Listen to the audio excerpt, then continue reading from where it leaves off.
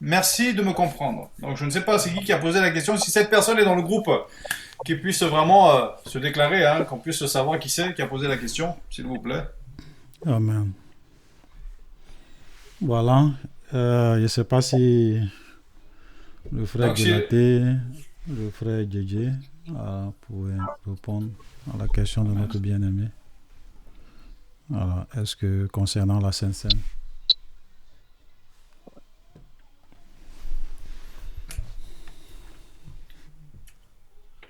Oui, shalom.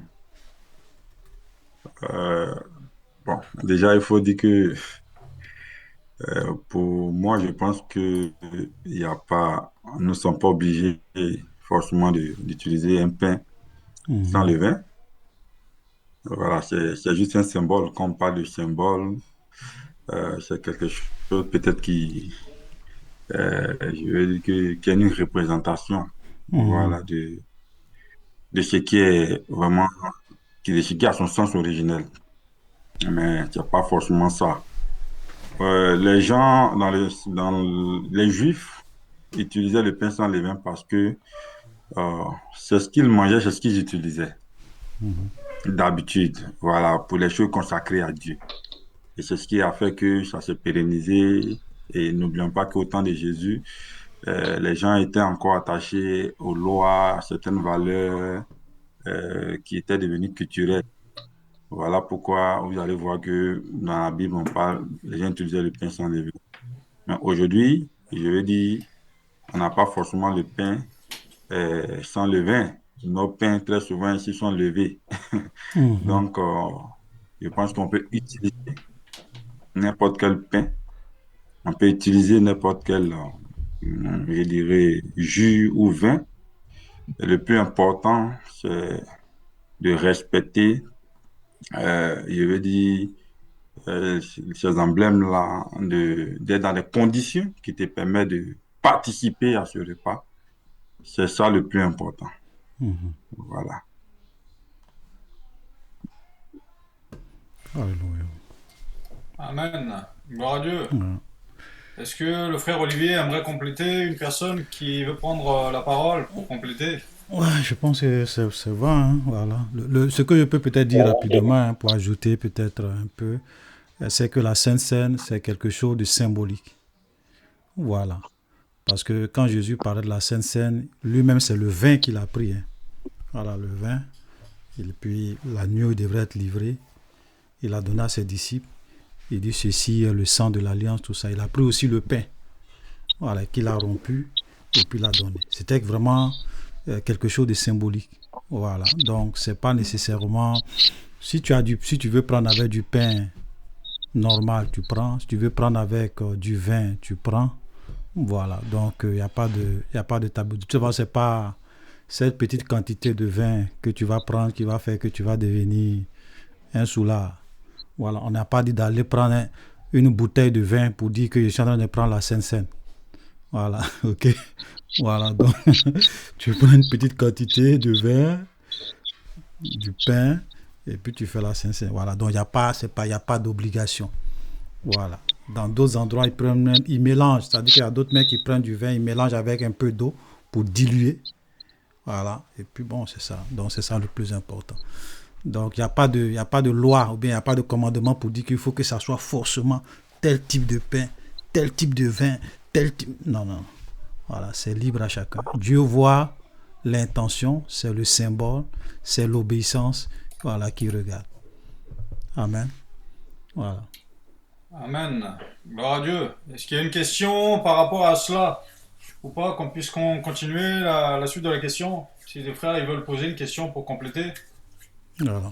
Maintenant, je voulais aussi dire, parce qu'il y a des gens qui disent que la Sainte Seine n'est plus d'actualité. Faites très attention, c'est pas ça, c'est pas vrai. Voilà, la Sainte Seine est toujours d'actualité. Jésus l'a pratiquée, les apôtres l'ont pratiquée. On pourra même rapidement, hein, pour ne pas perdre le temps sur ça. Voilà, on peut lire. Hein, voilà, je vais prendre 1 Corinthiens, voilà, chapitre 11. Voilà, sur l'écran, vous voyez. Ça, c'est l'apôtre Paul qui écrit aux chrétiens. Ça, c'était après la mort, la résurrection de Jésus. Et il a dit, car j'ai reçu du Seigneur, ce que je vous ai enseigné, c'est que le Seigneur Jésus, dans la nuit où il fut livré, prit du pain. Et après avoir rendu grâce, le rompit et dit, ceci est mon corps qui est rompu pour vous. Faites ceci en mémoire de moi. De même, après avoir soupé, il prit la coupe et dit, cette coupe est la nouvelle alliance en mon sang. Faites ceci en mémoire de moi, toutes les fois que vous boirez. Car toutes les fois que vous mangez ce pain et que vous buvez cette coupe, vous annoncez la mort du Seigneur jusqu'à ce qu'il revienne. C'est pourquoi, et il le dit, c'est pourquoi celui qui mangera, voilà, ok, parce qu'il parle aux chrétiens qui étaient là pour dire, il y a un bruit, c'est le micro de quelqu'un qui fait ce bruit-là. Un instant. Frère Stéphane, si tu peux regarder, c'est un bruit. Voilà, donc il dit, c'est pourquoi celui qui mangera le pain ou boira la coupe du Seigneur indignement sera coupable envers le corps et le sang du Seigneur.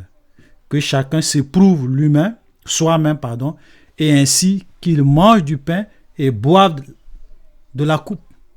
Donc ça veut dire que c'était quelque chose que les apôtres, les disciples de Jésus, les apôtres, les chrétiens, après la mort, la résurrection de Jésus, continuent à pratiquer.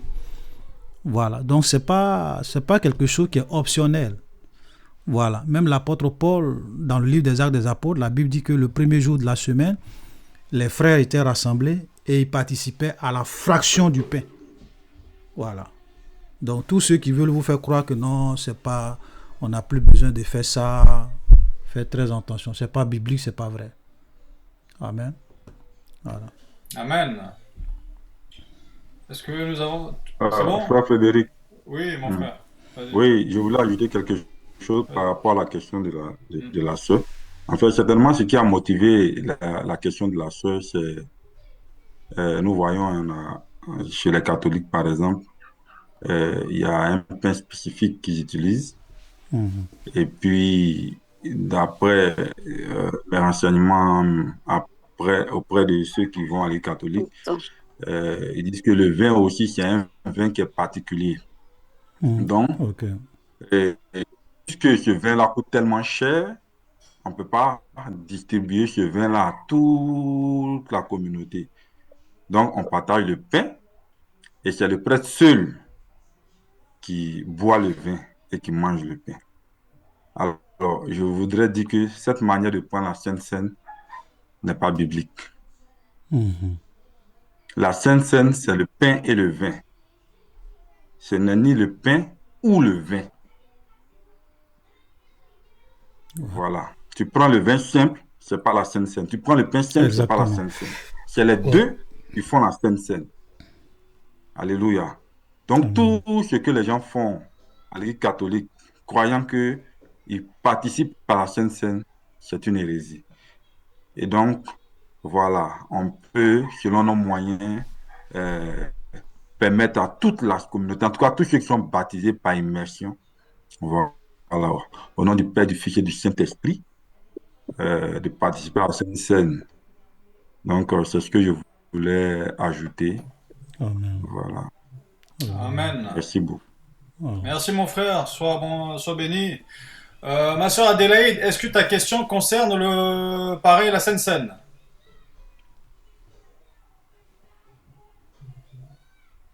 Adeline, ton micro est fermé. Ma soeur Adélaïde, ton Non, micro. non, non. Ah, d'accord. Ok, bah, je te fais patienter, s'il te plaît. On passe à la question Oui, suivante. Je te prends tout de pas suite de derrière problème. après. Sois béni, ma soeur. Alors, la deuxième question concerne donc la deuxième question qui dit voici la question. Shalom, mes frères et sœurs en Christ. J'entends souvent le frère Olivier dire le seul Elohim d'Israël. Et d'autres disent aussi El Shaddai. C'est les mêmes sens que Yahweh et Jéhovah. Aidez-moi à comprendre ou vers une vidéo si possible. Merci à vous. Voilà la question, frère Olivier. On ne t'entend pas, hein? Ton micro, frère Olivier. On ne t'entend pas. Ton micro, s'il te plaît, Ouais, désolé, Olivier. ouais. Super. On Merci. m'entendait pas. Mon micro est fermé. Ouais, frère Djedje, frère Gelaté, je sais pas si vous voulez dire quelque chose, bien j'avance là-dessus. Oui, bon, rapidement pour dire que Mhm. euh, Dieu a plusieurs noms. Si vous vous souvenez de je crois, le recadrage que le frère Olivier a fait tout dernièrement par rapport au nom de Jésus. On dit pas Jésus-Christ, on dit Yeshua. Mhm. Yoshua, Il en a Yeshua. parlé. Dieu a plusieurs noms. Ça. Voilà. Et tous ces noms qu'elle vient de citer euh, n'ont pas forcément le même sens, mais ces noms que nous citons sont des attributs de Dieu. Vous voyez. Et très Mhm. souvent, quand vous voyez dans la Bible quelqu'un prononcer un nom, c'est en fonction de ce que la personne a expérimenté avec Dieu. Mhm. Vous voyez. Donc, en hébreu ou bien en araméen, si le Seigneur l'a guéri, il peut dire le Seigneur est Jéhovah Rapha, ou bien El Rapha, ou bien Yahweh Rapha. Vous voyez. Donc, tout dépend de ce que les gens expérimentent avec Dieu. C'est en fonction de l'expérience avec Dieu que certains ont attribué des noms qui sont aussi des caractères de Dieu. Voilà. Sinon, voilà, c'est tout ça, ce sont les noms de Dieu qui n'ont pas forcément le même sens. Et donc, c'est ce que je voulais dire rapidement. Merci la parole de Amen. foi. Ah, ok. D'accord. Donc, pour ajouter à ça, voilà ce que je voulais dire, c'est que Elohim, c'est un nom pluriel. C'est le pluriel de El en hébreu. Donc, El en hébreu, ça veut dire Dieu. Ok? Donc, le pluriel de El, c'est Elohim. Pour faire simple, hein, c'est vrai que d'autres vont vous parler de Eloah, tout ça, mais je ne vais pas rentrer dans tous ces petits détails-là. Sachez que quand la Bible dit dans Genèse 1.1, au commencement, Dieu créa les cieux et la terre, dans la version hébraïque, c'est au commencement, Elohim créa les cieux et la terre. Donc le mot Elohim, ça veut dire Dieu. Ok, c'est le pluriel de El. El qui veut dire Dieu, donc c'est le pluriel de El. Voilà, donc on peut vous prendre ça pour dire déjà, depuis le Nouveau Testament, bien depuis l'Ancien Testament, on voit que Dieu se parle au pluriel. On a Elohim au pluriel. Voilà, donc, et le mot Elohim apparaît 2500 fois, voilà, dans la Bible hébraïque. Voilà. Et souvent, quand on dit Elohim, c'est pas dans tous les cas que ça fait référence au Dieu créateur. Par exemple, on peut souvent utiliser le mot Elohim pour parler des faux dieux. Ok, quand vous lisez Deutéronome 4, le verset 28, par exemple, on vous dit Elohim. On fait référence au faux dieu en parlant de Elohim. Ok, voilà. Maintenant, Elohim aussi peut faire référence aussi à des dirigeants ou à des juges humains. Ok, quand vous prenez Psaume 82, le verset 6, voilà, que nous pouvons peut-être lire. Hein. On voit aussi, ouais, c'est souvent mieux de lire. Parce que souvent, il y a des gens qui aiment tellement tordre le sens des Écritures pour dire « Ah, on est des dieux, nous sommes des dieux. » Ils tordent le sens des Écritures. Donc, Psaume 82, le verset 6. Regardez ce verset-là, que j'ai souvent interprété. Hein. Voilà, je vais afficher un peu, on va voir. Voilà, regardez ici. Psaume 86. Il dit « J'avais dit, vous êtes des dieux, vous êtes tous des fils du Très-Haut. » Voilà. Donc ici, dans la Bible hébraïque, quand on dit vous êtes des Elohim, voilà, vous êtes des Elohim. Donc c'est Elohim qui est utilisé. Mais donc ça veut dire dans tous les cas, ça ne veut pas nécessairement dire c'est le Dieu au pluriel, des dieux. Mais ici, parce que selon le contexte, le mot Elohim peut désigner des faux dieux. Selon le contexte, le mot Elohim peut désigner des hommes, mais des hommes qui sont comme des juges, qui jugent comme des représentants de Dieu. Donc on les appelle aussi des Elohim. Ok? Voilà. Donc tous ces contextes-là, il faut vraiment comprendre ça. Voilà. Donc quand la Bible dit que nous sommes des dieux, des Elohim, ici Dieu n'est pas en train de dire que nous sommes des dieux créateurs, nous sommes comme lui. Non. Voilà. Même quand l'homme a péché, Dieu a dit, voici, l'homme est devenu comme l'un de nous. Mais Dieu précise, hein, il donne la précision. Il est devenu comme l'un de nous dans un domaine pour la connaissance du bien et du mal. Mais cela ne veut pas dire que nous sommes des dieux, on peut créer, on est tout puissant, on est omniscient, omnipotent. Non. Voilà. Donc souvent le mot Elohim peut faire référence à des hommes qui sont des juges, voilà, ou des dirigeants, ou des faux dieux, ou le Dieu créateur lui-même. Amen. Voilà. Maintenant, il a posé aussi une question concernant Jéhovah ou Yahweh. Le nom Jéhovah n'existe pas dans la Bible. Le nom Yahweh, voilà, n'existe pas dans la Bible aussi. Écrit comme ça, hein, dans la Bible hébraïque. Quand vous allez dans la Bible hébraïque, le mot que les gens ont traduit par Jéhovah dans certaines Bibles, c'est le tétragramme. Tétragramme, Y, H, W, H. C'est ça le nom de Dieu. Voilà, donc quand Dieu se révèle à Moïse et puis dit, quand je vais partir, les enfants d'Israël vont dire, mais parce que Dieu a dit à Moïse, faut aller délivrer mon peuple. Et Moïse dit, mais si je m'en vais, les enfants d'Israël vont me demander, mais le Dieu qui t'est apparu, comment il s'appelle? Qu'est-ce que je vais leur dire? Voilà, et là Dieu dit, tu leur diras, celui qui s'appelle Je suis, l'Éternel. Ok? Le Dieu de vos pères. Donc, quand il dit l'Éternel, là, c'est ce nom-là. Yahweh, Jéhovah, que d'autres traduisent par Jéhovah. Mais en réalité, ce n'est pas écrit comme ça dans la Bible hébraïque. Dans la Bible hébraïque, c'est Y, H, W, H, le tétragramme. Mais comme on ne peut pas prononcer, parce que ce sont des consonnes, donc les gens vont voyeliser ça. Et en voyelisant, ça peut devenir Yahweh pour d'autres. Ça va devenir Jéhovah pour d'autres. Ok, voilà. Mais ça, c'était vraiment le nom de Dieu. C'est-à-dire que le nom propre même de Dieu en tant que nom de Dieu dans la Bible hébraïque. Mais ce nom-là, les gens ont perdu la prononciation parce que les Juifs, ils avaient tellement cette crainte de Dieu qu'ils refusaient même de prononcer le nom de Dieu. Voilà. Ok, donc ils ont perdu. C'était écrit dans l'hébreu ancien. Donc l'hébreu ancien, c'était vraiment des consonnes. Et là, on a perdu la prononciation. Donc les gens vont peut-être voyeliser, ils vont dire Jéhovah, ils vont dire Yahweh. Mais Jéhovah, ce n'est pas écrit comme ça dans la Bible hébraïque. Alléluia. Voilà, donc ça c'est quelque chose à savoir. Maintenant, le El, comme je l'ai dit, puisqu'il a parlé de El Shaddai. Vous voyez, dans El Shaddai, vous avez le El. Vous avez le El espace Shaddai. Le El, ça veut dire Dieu, dont le pluriel est Elohim. El, ça veut dire Dieu.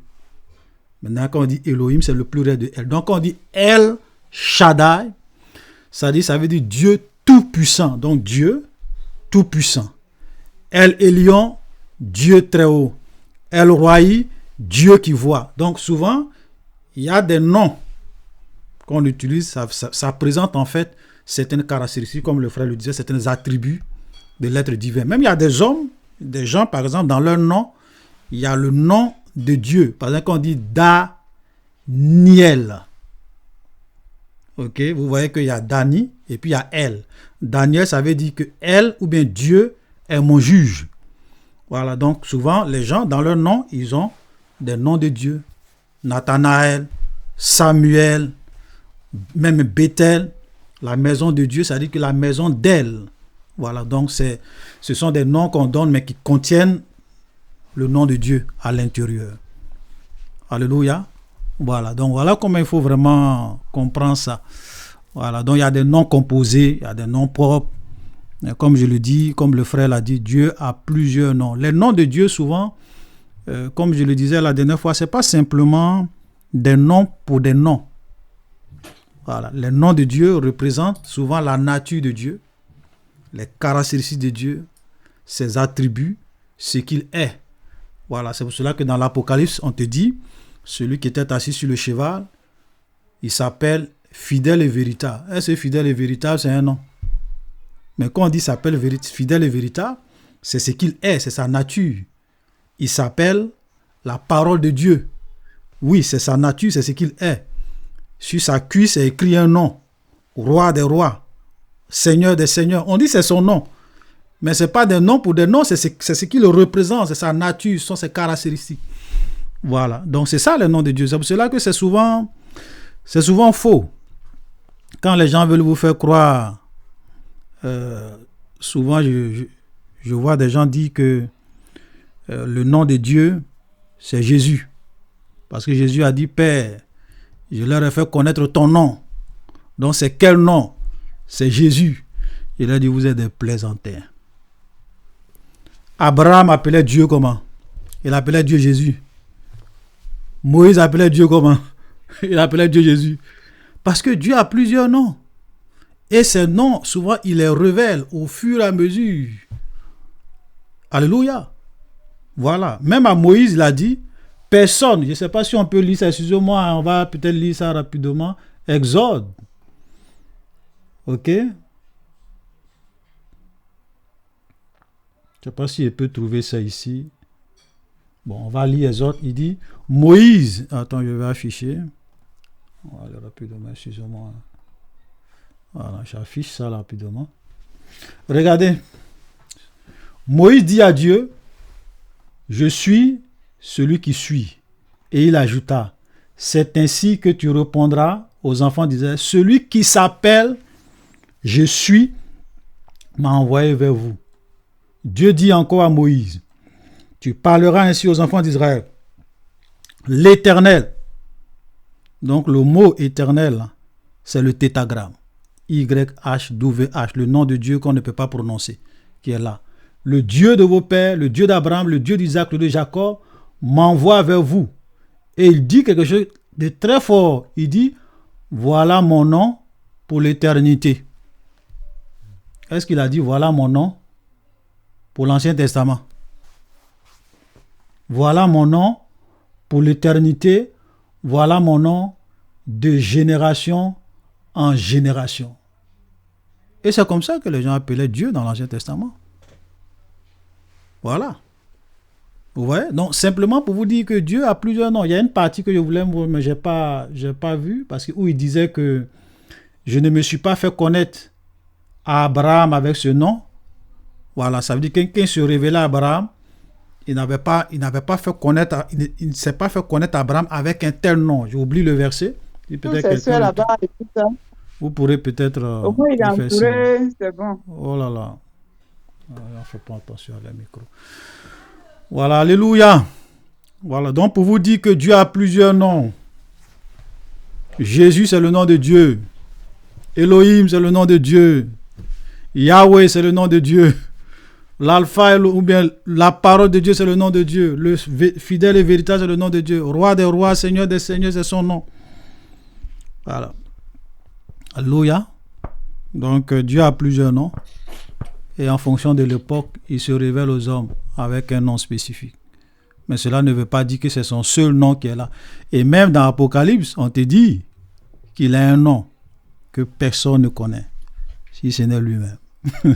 Alléluia. Amen. Alléluia. Donc, ça veut dire que Dieu a un nom actuellement que personne ne connaît.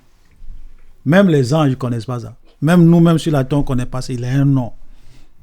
Est-ce qu'il va le révéler un jour dans l'éternité? Certainement.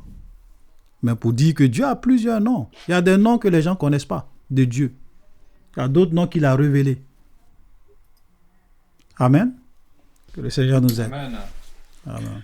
Amen, amen. Gloire à Dieu. Merci, frère Olivier. Est-ce qu'il y a un complément dessus? Est-ce qu'il y a un complément là?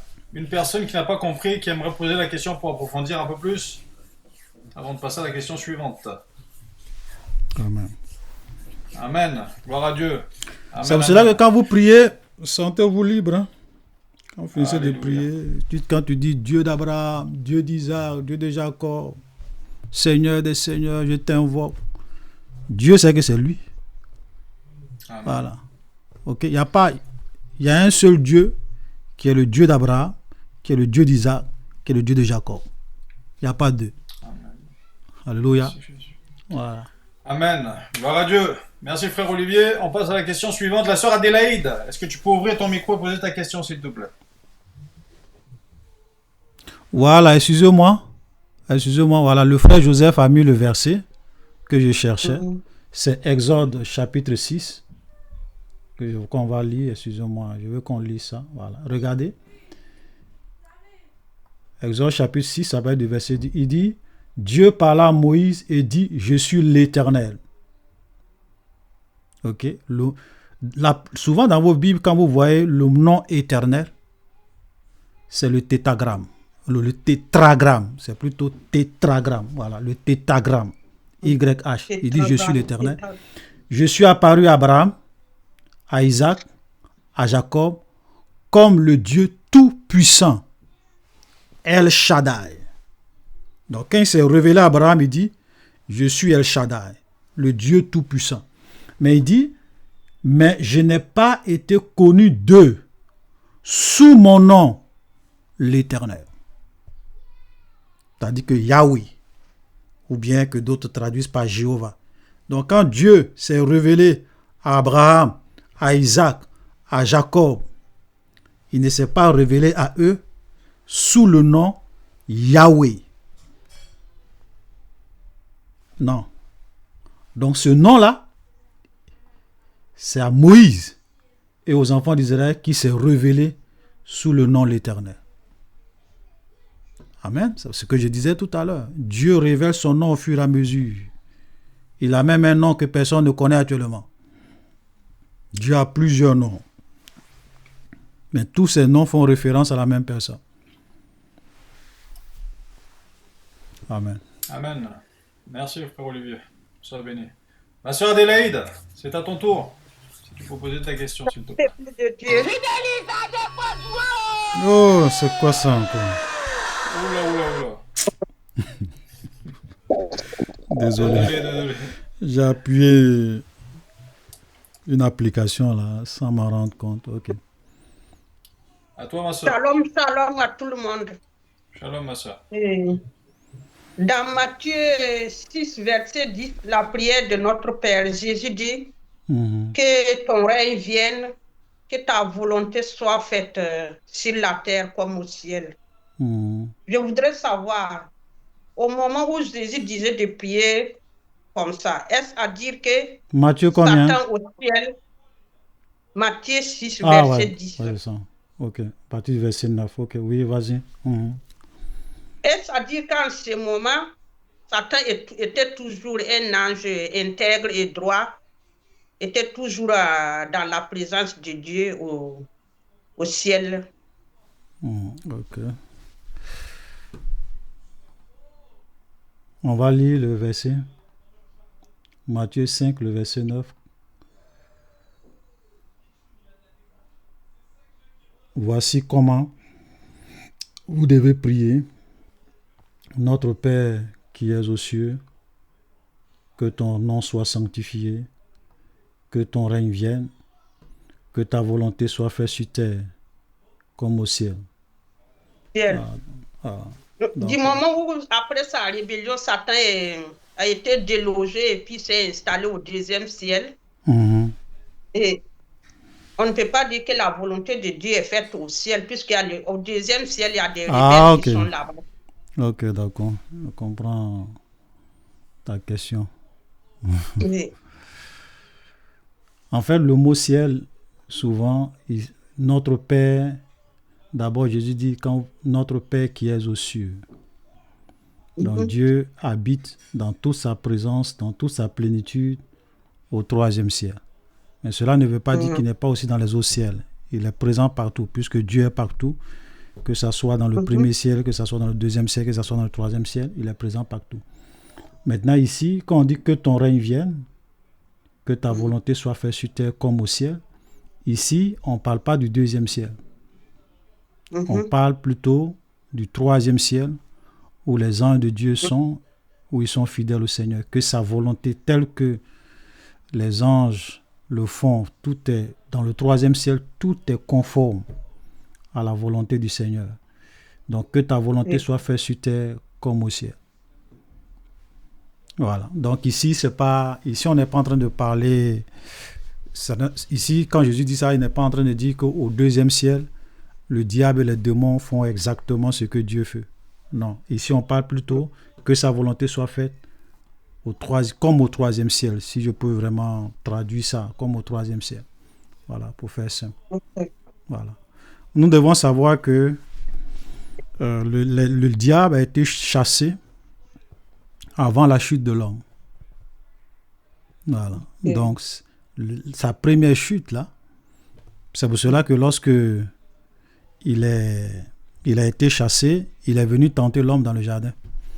S'il était encore un ange fidèle à Dieu, il n'allait pas venir tenter Ève et Adam, voilà, dans le jardin d'Éden. Voilà. J'ai écouté un monsieur qui a fait une vidéo sur les réseaux sociaux et qui disait, c'est même une sœur qui m'avait envoyé cette vidéo où le gars il est en train de parler, il dit que Satan n'est pas tombé avec les 1/3 des anges. Voilà, il a commencé à expliquer beaucoup de choses et il dit que Satan, lorsque Satan allait tenter la femme dans le jardin d'Éden, il était encore un ange fidèle à Dieu. Voilà. Voilà. Et il dit que les anges n'ont pas, Satan les a pas séduits pour le suivre, mais il les a forcés à le suivre, puisque la Bible dit que sa queue entraînait le tiers des anges. Donc le mot entraîner, ça implique, dans la traduction grecque, forcer, entraîner, donc comme si les anges qui sont descendus avec Dieu, sont descendus avec le diable, sont descendus avec le diable malgré leur propre volonté. Il y a du trash. Voilà. Vous savez, même Dieu ne force pas les gens. Même le diable, il ne force pas les gens. Satan ne force pas. Quand il vient là, il peut te séduire. Il peut te dire, ah, tu vois, si tu fais ça, c'est bon. Il faut désobéir à la parole de Dieu. Mais il ne va pas te forcer. Maintenant, c'est quand toi-même, tu vas accepter, tu vas signer le pacte avec lui, tu vas lui livrer sa vie. C'est là maintenant qu'il va commencer à contrôler ta vie et à t'imposer ses règles. Mais avant, il ne force pas. C'est-à-dire que de la même manière, le même principe que Dieu respecte la liberté des hommes, le diable souvent respecte la liberté des gens. Alléluia. Voilà. Quand il est venu voir Jésus, est-ce qu'il a forcé Jésus? Il lui a montré tous les royaumes du monde de leur gloire en un instant. Et il lui a dit, il te prosterne devant moi et tu m'adores et te donner tout ça. Regarde comment c'est beau. Oh, c'est beau, tu auras le pouvoir. Est-ce qu'il a forcé Jésus? Non. Jésus a dit non. Et pouvoir s'est dit oui. C'est comme ça que le diable travaille. C'est pour cela qu'on dit que c'est le diable, il séduit. Est-ce que quand tu séduis quelqu'un, tu le forces? Tu ne forces pas. Amen. Donc, quand j'ai regardé sa vidéo, j'ai dit, mais tu racontes du n'importe quoi.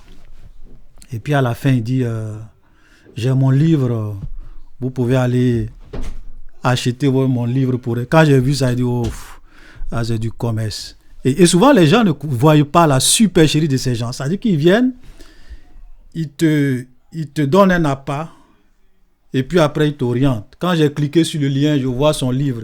Il vend ça à 25 €. Son livre sur les anges. Oui, les gens vont aller acheter ça plaît pour l'enrichir. Voilà. Si tu veux enseigner la parole de Dieu, enseigne la parole de Dieu. Pourquoi tu vends?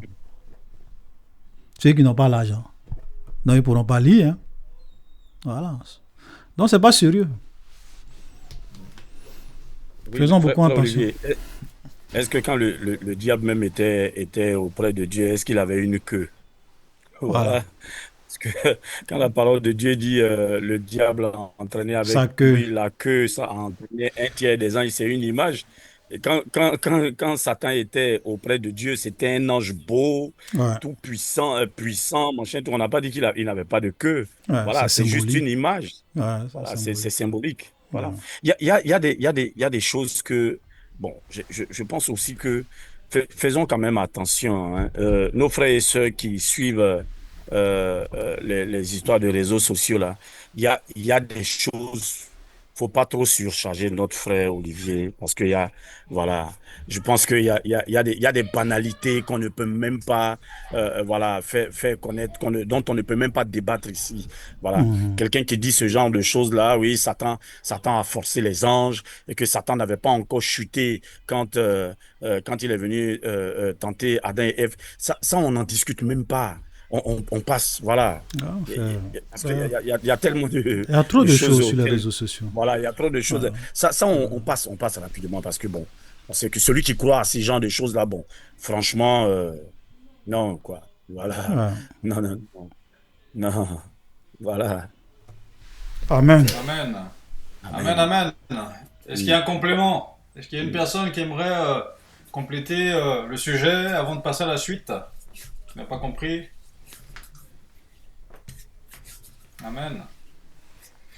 Amen, amen. Soyez abondamment bénis. Merci frère Olivier, merci frère JJ. La sœur Florence, tu peux ouvrir ton micro, poser ta question s'il te plaît.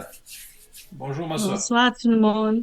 Bonsoir. Bonsoir, Shalom. frère Olivier. Bonsoir. En fait, c'est dans le même sens. Je vais poser une question. Quand le frère Olivier dit que, quand on dit que le diable ne force pas, les enfants qui sont possédés là, qu'est-ce qu'on peut dire? Il y a des bébés qui sont possédés, des enfants qui sont possédés. Oui, c'est vrai que Qu'est-ce que- le diable agit selon plusieurs leviers.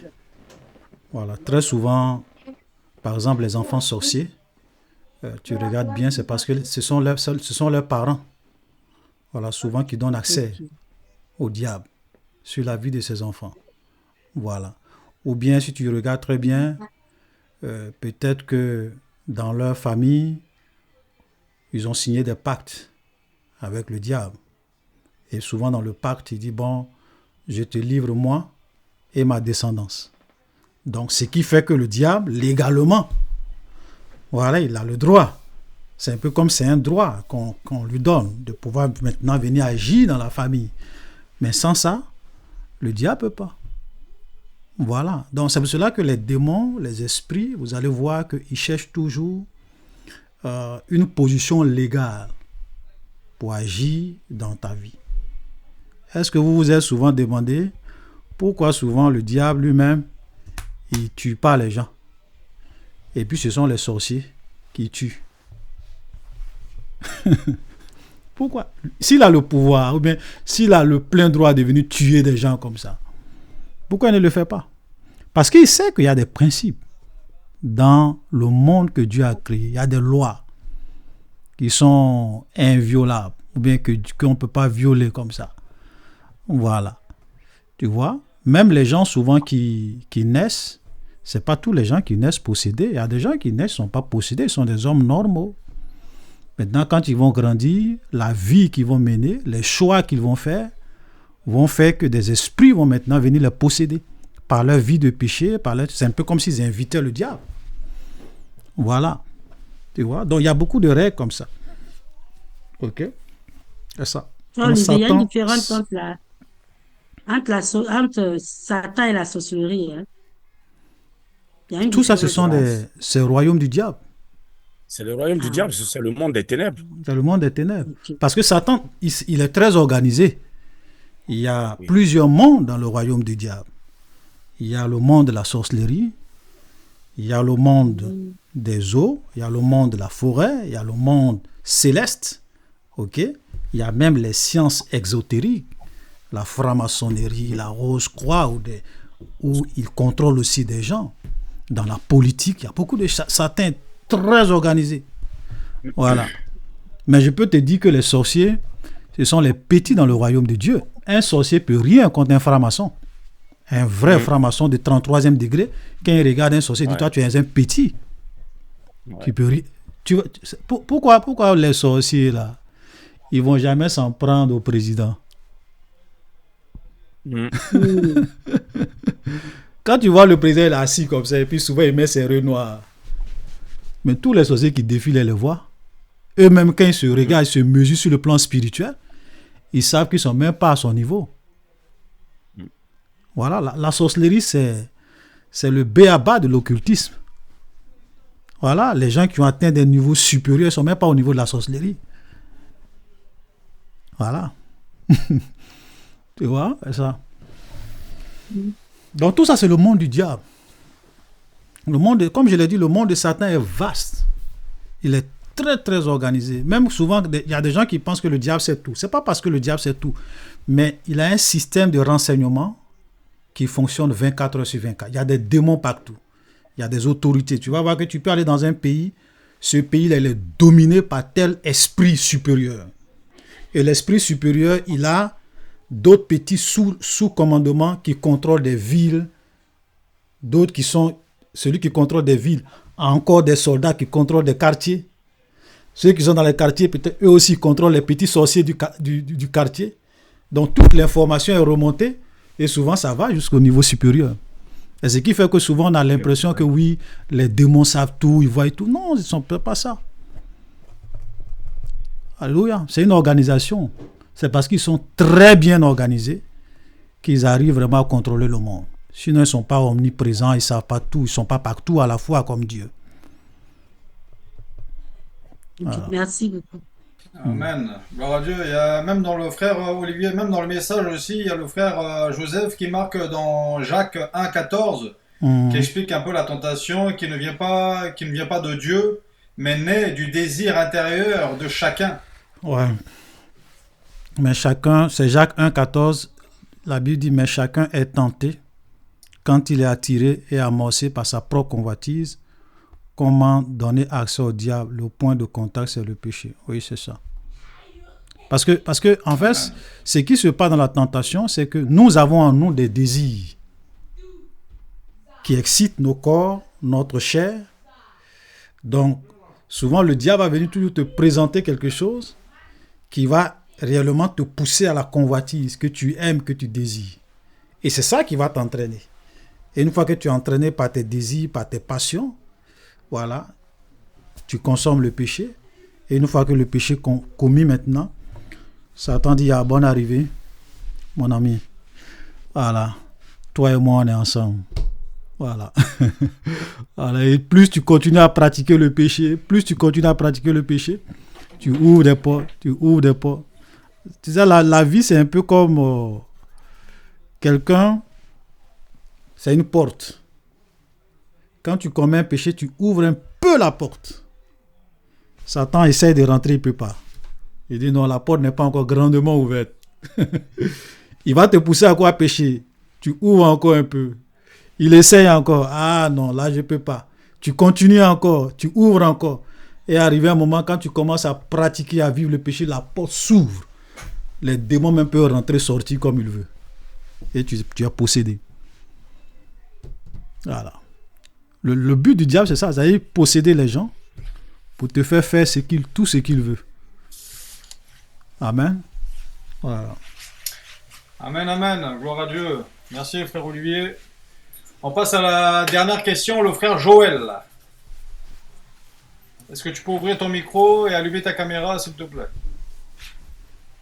Le frère Joël. Oui, merci beaucoup, mon frère. Désolé pour les retards. Oui, en fait, moi, j'avais juste une petite question. Pourquoi Dieu n'a pas porté un regard favorable à l'offrande de Caïn? Est-ce qu'il y a quelque chose que Caïn a fait qui a fait que Dieu a favorisé l'offrande des... Est-ce que son frère encore? J'ai oublié. Ouais. En fait, pourquoi il n'a pas porté un regard favorable à son... Ouais, bien sûr. Je ne sais pas si les autres frères veulent dire quelque chose, sinon le test est là. Hein. On peut... on va lire. Hein. Bon, oui, il n'y a pas de souci. Ouais, on va lire et puis on va laisser le frère Guélaté parler. On va lire la partie là.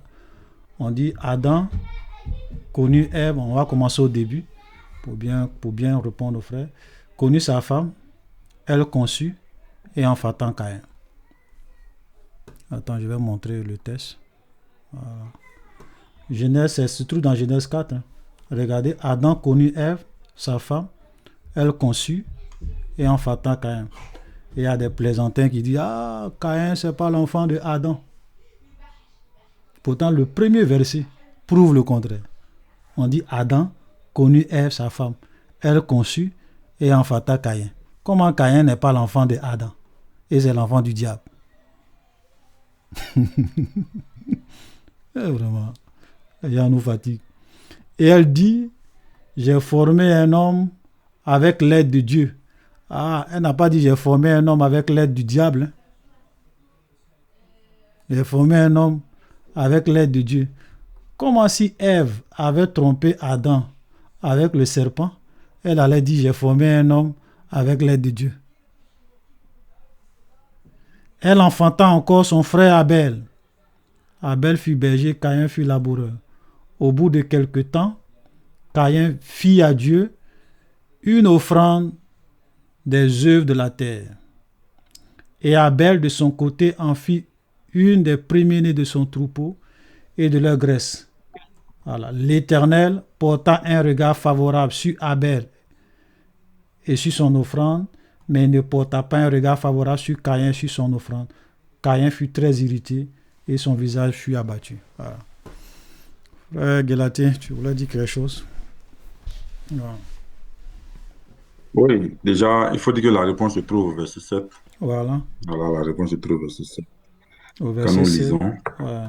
la Bible nous dit, ça on commence même déjà au verset 6, la Bible nous dit, après que les deux aient donné l'offrande, l'Éternel dit, et l'Éternel dit à Caïn, pourquoi es-tu irrité et pourquoi ton visage est-il abattu? Certainement, si tu agis bien, tu relèveras ton visage. Et si tu agis mal, le péché se couche à la porte et ses désirs se portent vers toi. Mais toi, domine sur lui. Amen. Alléluia. Amen. Voilà. Donc, ce que nous pouvons comprendre à partir de ce verset, c'est que, en fait, les offrandes que le Seigneur agrée là, dépendent de la disposition de nos cœurs. Alléluia. Ça ne dépend pas du montant, ça ne dépend pas de la monnaie. Voilà. D'autres diront que le Seigneur aime les héros, ou bien les dollars plus que les francs CFA. Alléluia. Ah, ce sont des escrocs. Et malheureusement, beaucoup croient en ça. Voilà, mais ce n'est pas ça. C'est dans quelle disposition tu viens. Quand tu viens offrir au Seigneur, quel est l'état de ton cœur? La Bible nous dit que lorsque tu viens donner ton offrande et que tu es en désaccord avec un frère, dépose ton offrande devant l'autel, va te réconcilier, et puis tu viens donner ton offrande. Il faut dire que ce n'est pas l'offrande qui importe Dieu. Malheureusement, dans les églises, nous avons entendu des hommes dire que, et ça a été, nous, ce n'est pas le pasteur dans l'église où j'étais, voilà, qui m'a fait excommunier. Il a dit que les gens donnent. Voilà, les gens donnent leur offrande, même en n'étant pas chrétiens, ils sont bénis. Voilà. Il a pris les gens sur les musulmans qui donnent. Il a déjà entendu ça même. Voilà. Il estime que les musulmans sont plus bénis que nous les chrétiens parce que bon, c'est eux qui ont toute la richesse et tout. Donc les frères peuvent venir donner parce que j'ai prêché que voyant la vie des frères dans l'église, j'ai prêché pour dire que les offrandes, c'est pas ce qui est plus important. C'est ce que tu offres. Voilà. Qu'est-ce que tu es prêt à sacrifier? Est-ce que tu es prêt à sacrifier tes 10 copines? Tu es prêt à sacrifier ta vie de malhonnêteté? Tu es prêt? Et qu'est-ce que tu offres? Voilà. Et c'est en fonction de ça que le Seigneur agrée. Et voilà pourquoi même quand on lit dans la Bible aussi, le Seigneur dit qu'il n'accepte pas les offrandes des prostituées. Voilà. Donc, Caïn n'était pas dans de bonnes dispositions de cœur. Voilà. Certainement que Caïn était quelqu'un de coléreux, de haineux, de jaloux, qui convoitait, certainement. Voilà. Donc, c'est un peu ça. Mais ce sur quoi je voulais insister et puis laisser la place au frère Olivier, c'est que j'ai entendu, lorsque j'étais dans une assemblée, que, en fait, ce qui a fait que Dieu n'a pas agréé les offrandes de Caïn, c'est parce que Abel, il a donné les premiers-nés. J'ai entendu ça aussi. Et que Caïn n'a pas donné les prémices. Effectivement, c'est écrit quand on dit que Abel a donné, quand on lit, au verset, Abel nous dit Abel a donné les premiers petits. Voilà, au verset 4. Et Abel, d'abord au verset 2, Abel fut berger et Caïn fut laboureur. Au bout de quelque temps, Caïn fit à l'Éternel une offrande des fruits de la terre. Là, on ne précise pas. Ce sont les prémixes ou bien ce sont des graines qui sont ou bien des fruits qui sont venus après. Mais quand on lit le verset 4, on dit « Et Abel, de son côté, en fit une des premiers nés de son troupeau et de leur graisse. » Alléluia.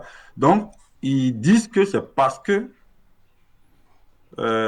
Caïn, ou du moins Abel, a donné le premier-né, sa prémisse que Dieu a grillé. Donc, quand nous travaillons, ou bien quand nous faisons un chant, ou bien quand nous faisons une activité, il faut apporter les prémices.